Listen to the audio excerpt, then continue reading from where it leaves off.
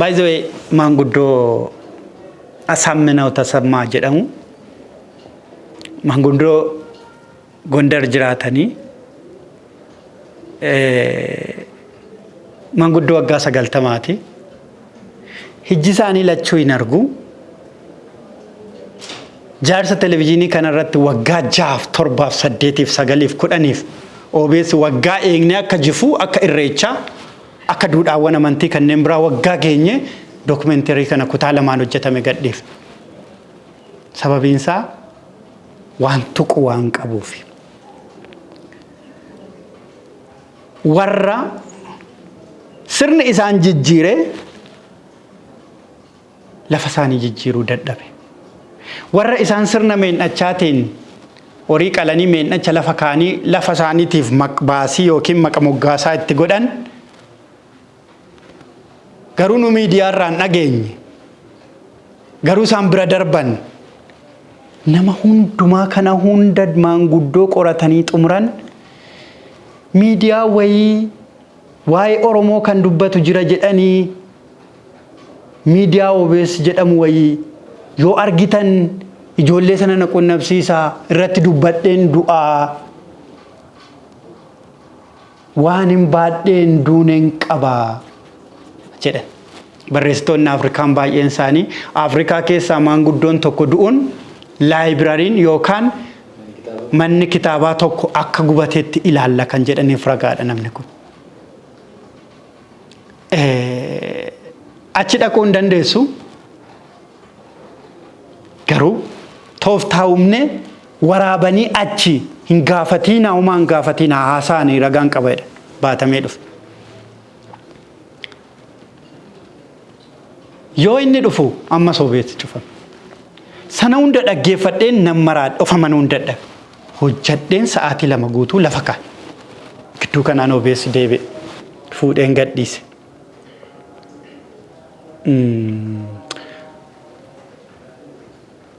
Sun Oromoonni kaaba Itoophiyaa jiraatan maal akka ta'an eessa akka dhufan mootummaan isaanii akkamittiin akka ijaarame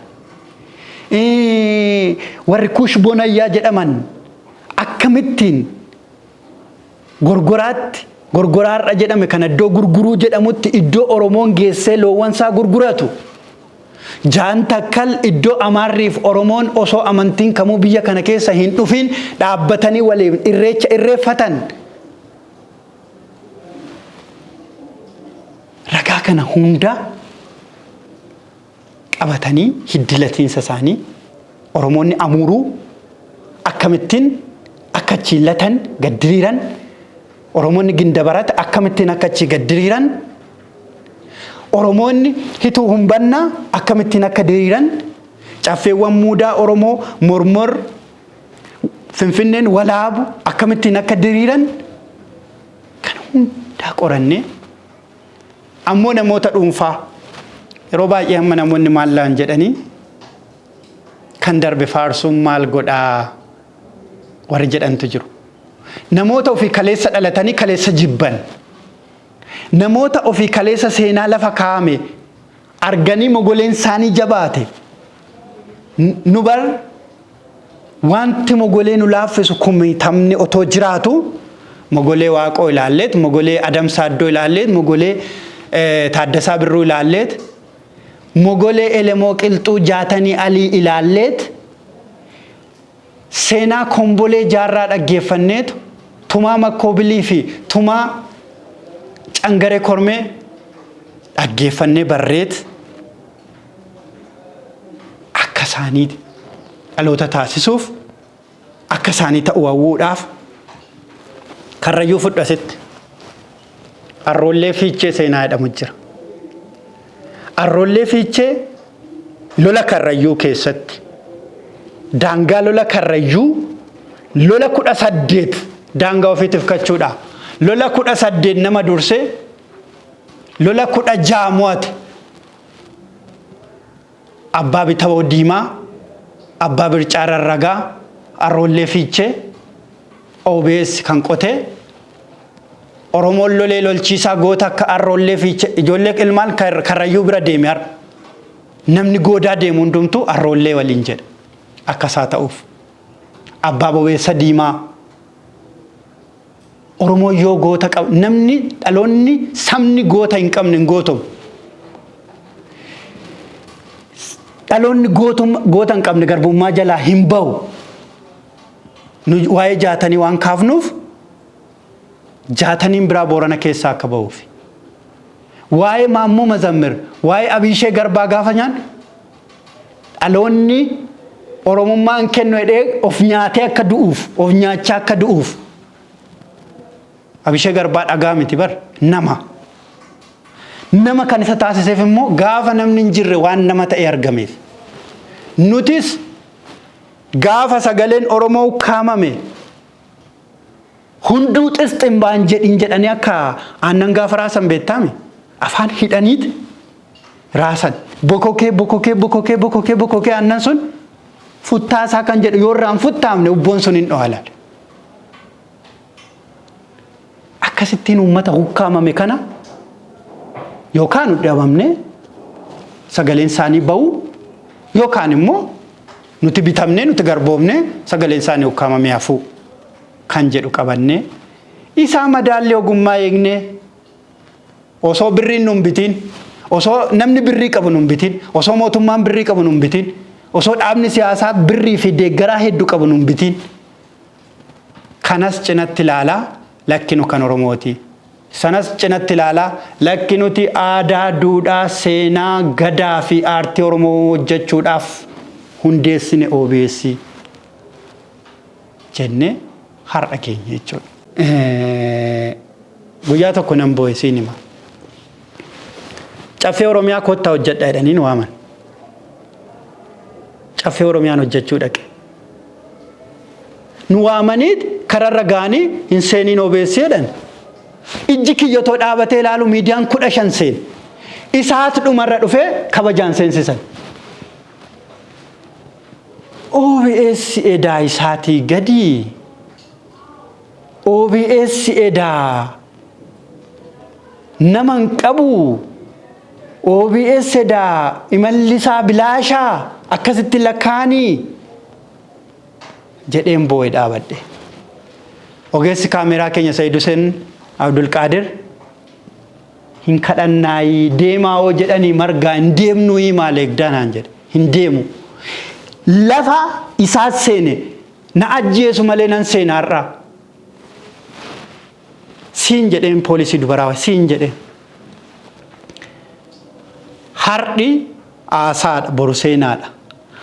Har'a isaa seensiftanii ana margaa angaasuu deebistanii guyyaan tokko galmeen seenaa waa'ee keenyaaf keessa wal bira qabee dubbata jedheen natti kofalte. Isa dura waa xiqqoo tokko waa'een gama aartiitiin waa kaaseetan garsanatti ce'a. Sabni aartii hin qabne hin jirus hin jiraatus. Saba tokko balleessuu yoo barbaadde jalqaba aartii isaa lammata sirna isaa balleessita. Wanni hundi amantiin aadaan falaasamni jireenyaa uffanni aadaan jiruuf jireenyi hundi kee achi jalatti du'a jechuudha. Gaafa aartiin Oromoo hukkaanfamu nuti hukkaanfame jechuudha. Bara 1960moota tooftaa sabaa uumtee haga ammaa qonnaan bulaa roorroodhaan dhamaaftee sirba Alii Birraa dhaggeeffataa guddannela. Gadoon gaafa Abdullaahi Jirmaafaa dhaggeeffataa guddannela. Yoo dhufnee miidiyaa guddaa sabichi dhaabbate maallaqa sabichaa keessa dhaabbateen dhufnee ilaallu sirba akkamiyyuu sirbee waan quuqqaa Oromoo tuqeef hin darbu. Sirba akkamii sirbee waan uffata aadaa Oromootiin warra shubbisuuf nama sirbee miti bar namni wayotoo duuba deemu uffata aadaa Oromoo yoo irratti argame mana hidhaatti darbatama. Hin balleeffama sarvariirra. Sirboonni Oromoo mana hidhaatti guuramanii yaadatta'oo ta'e meeqa dhokatanii ijoolleen sa'aatii kana namni kaabineen kaadireen dhaggeeffatu hin jiru sa'aatii walanqatteedha jennee dhoksinee sirba wayii isaa sirba siyaasaa see taa'ee sirbuma waan Oromoo dubbatu waan Gadaa dubbatu wayii yoo gadhiifne sii dhume guyyaa lammataa ati na dabamtaa sirbi sun sarvarii rakkan jiraanni bada jechuudha. Gaafa dhufne as keenyu yoo xiqqaatee sirba Oromoo bilisoomsinu yoo xiqqaatee afaan Oromootiin sirbee waan barbaade haa uffatu. Inni uffata abaa'oo uffate bar abaa'oo kan ta'e Oromoodha malee nama biraa miti bar. Oppiidiyoos kan ta'e Oromoodha malee nama biraa miti bar. Kaafaa'oos kan ta'e Oromoodha malee nama biraa miti bar. Sadanummoo Oromoodha. Nummoo gidduu kana jirra Oromoo waan taaneef. Waan fe'aa uffatu, waan fe'aa sirbu. Jecha namaan kun viidiyoo hin jijjiirsimu. Haa dabarfatanii. Jalqaba gaafa OBS mataa bannu. Saddeettaanii teessoo soofaa tokkorra teenyee namatti haasofnu in yaadatta hammana mana geggeenye sirbi keenya jalqabaa sirba Alii Birraa harka koo naqabii anis keetiin qabaa jedhuudhaan eegalle televezyiinii OBS garuu namni OBS harka hin qabne garuu namni sagate barbaanneet baafne televezyiiniitti baasuu qofa miti bar akka gargaaramu taasifne.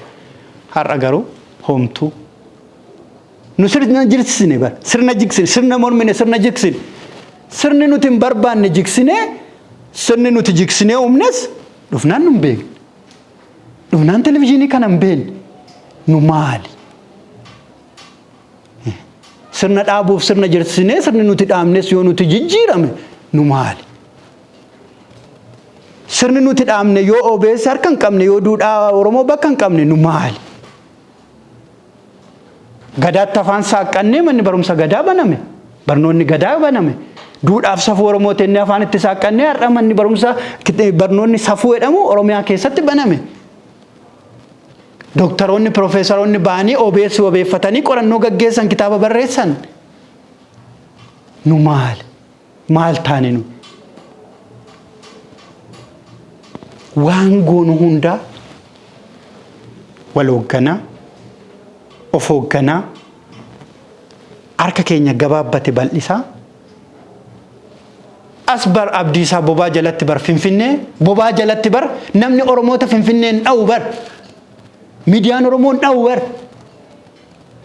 warra Sarrawaa Loomee warra Burqaa Ganamaa ora Finfinnee banan har'ayyuu warra manni isaanii kiiloomeetira 200 taane Sharaatan jalatti ukkaamamanii jiran meetira 200 kan dhaqee baase OBS bar gaafa malkaan irreecha Finfinnee jalqaba saaqamu bar nutti bilbilanii maaloo margaa jarris warra abbaa malkaati nuu kenni mootummaan hin beeku achitti isaan miidiyaan biraan beeku achitti isaan dhaqanii warra malkaa saaqan argine nu barbaanne hiyyaafanne boolee keessatti warra ganuu warra eekaa warra gullallee achi buuteen isaanii kan isaanis kan of dhaban isaanis kan of ganan isaanis kan of gatan dhanne yaadatta'oota jaarsolii waggaa 105 waggaa 100 waggaa 95 walitti qabnee guyyaa dhaloota isaanii kabanyee korma adii warra malkaa irreecha hora Finfinneetti qalaabaye nuyi jechisiifne karri isaanii cufaa akka hin taane har'ayyuu Oromoon akka Finfinnee marsanii jiran keessa jiran handhuurarra jiran namatti agarsiifne garuu waan nuti yookaan akka tapha foonii mootummaatti hin maragamneef hin maxxanneef yookaan dhaaba siyaasaa wayitti hin maxxanneef waan ogummaadhaaf bitamneef waan dhaloonni nu boodaan dhufu namni miidiyaa banu madaallii ogummaa beekee bitaa mirga ilaalee hojjechuu qaba jennee kana dhaloota dhaalchifneef OBS har'a gaafii keessa galee jechuudha.